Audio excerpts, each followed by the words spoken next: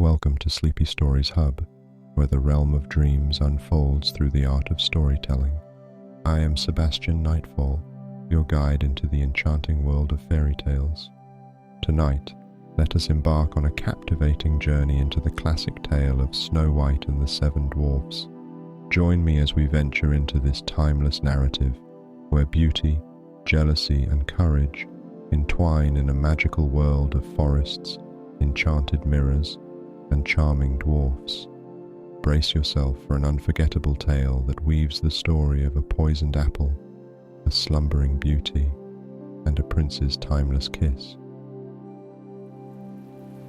Once upon a time in the middle of winter, when the flakes of snow were falling like feathers from the clouds, a queen sat at her palace window, which had an ebony black frame, stitching her husband's shirts. While she was thus engaged and looking out at the snow, she pricked her finger, and 3 drops of blood fell upon the snow. Now the red looked so well upon the white that she thought to herself, "Oh, that I had a child as white as this snow, as red as this blood, and as black as the wood of this frame." Soon afterwards a little daughter came to her, who was as white as snow, and with cheeks as red as blood, and with hair as black as ebony, and from this she was named Snow White, and at the same time her mother died. About a year afterwards the king married another wife, who was very beautiful, but so proud and haughty that she could not bear anyone to be better looking than herself. She owned a wonderful mirror, and when she stepped before it and said, "Mirror, mirror on the wall, who is the fairest of us all?" it replied, "The queen is the fairest of the day." Then she was pleased, for she knew that the mirror spoke truly. Little Snow White, however, grew up and became prettier and prettier, and when she was 7 years old, she was as fair as the noonday and more beautiful than the queen herself. When the queen now asked her mirror, "Mirror, mirror on the wall, who is the fairest of us all?" it replied, "The queen was fairest yesterday. Snow White is the fairest now, they say." This answer so angered the queen that she became quite yellow with envy. From that hour, whenever she saw Snow White, her heart was hardened against her, and she hated the little girl. Her envy and jealousy increased, so that she had no rest day or night, and she said to her huntsman, "Take the child away into the forest. I will never look upon her again. You must kill her, and bring me her heart and tongue for a token." The huntsman listened and took the maiden away, but when he drew out his knife to kill her, she began to cry, saying, "Ah, dear huntsman, give me my life. I will run into the wild forest and never come home again." This speech softened the hunter's heart, and her beauty so touched him that he had pity on her and said, "Well, run away then, poor child." But he thought to himself, "The wild beasts will soon devour you." Still he felt as if a stone had been lifted from his heart, because her death was not by his hand. Just at that moment, a young boar came roaring along to the spot, and as soon as he clapped eyes upon it, the huntsman caught it, and killing it, took its tongue and heart, and carried them to the queen for a token of his deed. But now poor little Snow White was left motherless and alone, and overcome with grief, she was bewildered at the sight of so many trees, and knew not which way to turn. She ran till her feet refused to go farther, and as it was getting dark, and she saw a little house near, she entered in to rest. In this cottage everything was very small, but very neat and elegant. In the middle stood a little table with a white cloth over it, and 7 little plates upon it, each plate having a spoon and a knife and a fork, and there were also 7 little mugs. Against the wall were 7 little beds arranged in a row, each covered with snow-white sheets. Little Snow White, being both hungry and thirsty, ate a little morsel of porridge out of each plate, and drank a drop or 2 of wine out of each mug, for she did not wish to take away the whole share of anyone. After that, because she was so tired, She laid herself down on one bed, but it did not suit. She tried another, but that was too long. A fourth was too short, a fifth too hard. But the seventh was just the thing, and tucking herself up in it, she went to sleep, first saying her prayers as usual. When it became quite dark, the owners of the cottage came home, 7 dwarfs, who dug for gold and silver in the mountains. They first lighted 7 little lamps, and saw at once, for they lit up the whole room, that somebody had been in, for everything was not in the order in which they had left it. The first asked, "Who has been sitting on my chair?" The second, "Who has been eating off my plate?" The third said, "Who has been nibbling at my bread?" The fourth, "Who has been at my porridge?" The fifth, "Who has been meddling with my fork?" The sixth grumbled out, "Who has been cutting with my knife?" The seventh said, "Who has been drinking out of my mug?" Then the first, looking round, began again. "Who has been lying on my bed?" he asked, for he saw that the sheets were tumbled. At these words the others came, and looking at their beds cried out too, "Someone has been lying in our beds."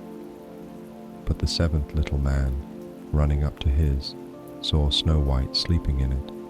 So he called his companions, who shouted with wonder and held up their 7 lamps, so that the light fell upon the little girl.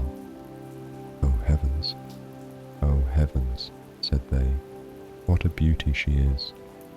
And they were so much delighted that they would not awaken her, but left her to sleep, and the 7th dwarf, in whose bed she was, slept with each of his fellows 1 hour, and so passed the night. As soon as morning dawned, Snow White awoke, and was quite frightened when she saw the 7 little men, but they were very friendly, and asked her what she was called. "My name is Snow White," was her reply. "Why have you come into our cottage?" they asked. Then she told them how her stepmother would have had her killed, but the huntsman had spared her life, and how she had wandered about the whole day, until at last she had found their house. When her tale was finished, the dwarf said, "Will you look after our household, be our cook, make the beds, wash, sew, and knit for us, and keep everything in neat order? If so, we will keep you here, and you shall want for nothing." And Snow White answered, "Yes, with all my heart and will." And so she remained with them, and kept their house in order. In the morning the dwarfs went into the mountains and searched for silver and gold, and in the evening they came home and found their meals ready for them. During the day the maiden was left alone, and therefore the good dwarfs warned her and said, "Be careful of your stepmother, who will soon know of your being here. So let nobody enter the cottage." The queen, meanwhile, supposing that she had eaten the heart and tongue of her stepdaughter, believed that she was now above all the most beautiful woman in the world. One day she stepped before her mirror and said, "Mirror, mirror on the wall, who is the fairest of us all?" And it replied, "The queen was fairest yesterday. Snow White is fairest now, they say. The dwarfs protect her from thy sway, amid the forest far away." This reply surprised her, but she knew that the mirror spoke the truth. She knew, therefore, that the huntsman had deceived her, and that Snow White was still alive. So she dyed her face and clothed herself as a peddler woman, so that no one could recognize her, and in this disguise she went over the 7 hills to the house of the 7 dwarfs. She knocked at the door of the hut and called out, "Fine goods for sale, beautiful goods for sale." Snow White peeped out of the window and said, "Good day, my good woman, what have you to sell?" "Fine goods, beautiful goods," she replied, "stays of all colours," and she held up a pair which were made of many-coloured silks. "I may let in this honest woman," thought Snow White, and she unbolted the door and bargained for 1 pair of stays. "You can't think, my dear, how they become you," exclaimed the old woman. "Come, let me lace them up for you." Snow White suspected nothing, and let her do as she wished, but the old woman laced her up so quickly and so tightly that all her breath went, and she fell down like one dead. Now, thought the old woman to herself, hastening away, now am I once more the most beautiful of all. At eventide, not long after she had left, the 7 dwarfs came home, and were much frightened at seeing their dear little maid lying on the ground, and neither moving nor breathing, as if she were dead. They raised her up, and when they saw that she was laced too tight, they cut the stays to pieces, and presently she began to breathe again, and little by little she revived. When the dwarfs now heard what had taken place, they said, "The old peddler woman was no other than your wicked stepmother. Take more care of yourself, and let no one enter when we are not with you." Meanwhile the queen had reached home, and going before her mirror, she repeated her usual words. "Mirror, mirror on the wall, who is the fairest of us all?" And it replied as before, "The queen was fairest yesterday. Snow White is fairest now, they say. The dwarfs protect her from thy sway, amid the forest far away." As soon as it had finished, all her blood rushed to her heart, for she was so angry to hear that Snow White was yet living. "But now," thought she to herself, "will I make something which shall destroy her completely." Thus saying, she made a poisoned comb by arts which she understood, and then, disguising herself, she took the form of an old widow. She went over the 7 hills to the house of the 7 dwarfs, and knocking at the door called out, "Good wares to sell today." Snow White peeped out and said, "You must go farther, for I dare not let you in." "But still you may look," said the old woman, drawing out her poisoned comb and holding it up. The sight of this pleased the maiden so much that she allowed herself to be persuaded, and opened the door. As soon as she had bought something, the old woman said, "Now let me for once comb your hair properly," and Snow White consented. But scarcely was the comb drawn through the hair when the poison began to work, and the maiden fell down senseless. "You pattern of beauty," cried the wicked queen, "it is now all over with you."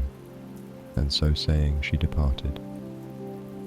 Fortunately, evening soon came, and the 7 dwarfs returned, and as soon as they saw Snow White lying, like dead, upon the ground, they suspected the queen, and discovering the poisoned comb, they immediately drew it out. Then the maiden very soon revived and told them all that had happened. So again they warned her against the wicked stepmother, and bade her open the door to nobody. Meanwhile the queen, on her arrival home, had again consulted her mirror, and received the same answer as twice before. This made her tremble and foam with rage and jealousy, and she swore that Snow White should die if it cost her her own life. Thereupon she went into an inner secret chamber where no one could enter, and made an apple of the most deep and subtle poison. Outwardly it looked nice enough, and had rosy cheeks which would make the mouth of everyone who looked at it water. But whoever ate the smallest piece of it would surely die. As soon as the apple was ready, the queen again dyed her face, and clothed herself like a peasant's wife, and then over the 7 mountains to the house of the 7 dwarfs she made her way. She knocked at the door, and Snow White stretched out her head and said, "I dare not let anyone enter. The 7 dwarfs have forbidden me." "That is hard on me," said the old woman, "for I must take back my apples, but there is one which I will give you."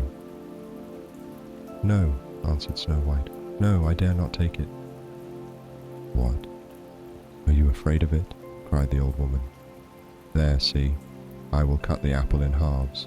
Do you eat the red cheeks, and I will eat the core." The apple was so artfully made that the red cheeks alone were poisoned. Snow White very much wished for the beautiful apple, and when she saw the woman eating the core she could no longer resist, but stretching out her hand, took the poisoned part. Scarcely had she placed a piece in her mouth when she fell down dead upon the ground. Then the queen, looking at her with glittering eyes and laughing bitterly, exclaimed, white as snow, red as blood, black as ebony. This time the dwarfs cannot reawaken you. When she reached home and consulted her mirror, "Mirror, mirror on the wall, who is the fairest of us all?" it answered, "The queen is fairest of the day." Then her envious heart was at rest, as peacefully as an envious heart can rest. When the little dwarfs returned home in the evening, they found Snow White lying on the ground, and there appeared to be no life in her body. She seemed to be quite dead. They raised her up, and tried if they could find anything poisonous. They unlaced her, and even uncombed her hair, and washed her with water and with wine. But nothing availed. The dear child was really and truly dead. Then they laid her upon a bier, and all seven placed themselves around it, and wept for 3 days without ceasing. Then they prepared to bury her, but she looked still fresh and lifelike, and even her red cheeks had not deserted her. So they said to one another, "We cannot bury her in the black ground." Then they ordered a case to be made of glass. In this they could see the body on all sides, and the dwarfs wrote her name with golden letters upon the glass, saying that she was a king's daughter. Now they placed the glass case upon the ledge on a rock, and one of them always remained by it watching. Even the birds bewailed the loss of Snow White. First came an owl, then a raven, and last of all a dove. For a long time Snow White lay peacefully in her case, and changed not, but looked as if she were only asleep, for she was still white as snow, red as blood, and black-haired as ebony. By and by it happened that a king's son was travelling in the forest, and came to the dwarf's house to pass the night. He soon saw the glass case upon the rock, and the beautiful maiden lying within, and he read also the golden inscription. When he had examined it, he said to the dwarfs, "Let me have this case, and I will pay what you like for it." But the dwarfs replied, "We will not sell it for all the gold in the world." "Then give it to me," said the prince, "for I cannot live without Snow White. I will honor and protect her as long as I live." When the dwarfs saw that he was so much in earnest, they pitied him, and at last gave him the case, and the prince ordered it to be carried away on the shoulders of his attendants. Presently it happened that they stumbled over a rut, and with the shock, the piece of poisoned apple which lay in Snow White's mouth fell out. Very soon she opened her eyes, and raising the lid of the glass case, she rose up and asked, "Where am I?" Full of joy, the prince answered, "You are safe with me." And he told to her what she had suffered, and how he would rather have her than any other for his wife, and he asked her to accompany him home to the castle of the king his father. Snow White consented, and when they arrived there they were married with great splendor and magnificence. Snow White's stepmother was also invited to the wedding, and when she was dressed in all her finery to go, she first stepped in front of her mirror and asked, "Mirror, mirror on the wall, who is the fairest of us all?" And it replied, "The queen was fairest yesterday. The prince's bride is now, they say." At these words the queen was in a fury, and was so terribly mortified that she knew not what to do with herself. At first she resolved not to go to the wedding, but she could not resist the wish to see the princess. So she went, but as soon as she saw the bride she recognized Snow White, and was so terrified with rage and astonishment that she rushed out of the castle and was never heard of again.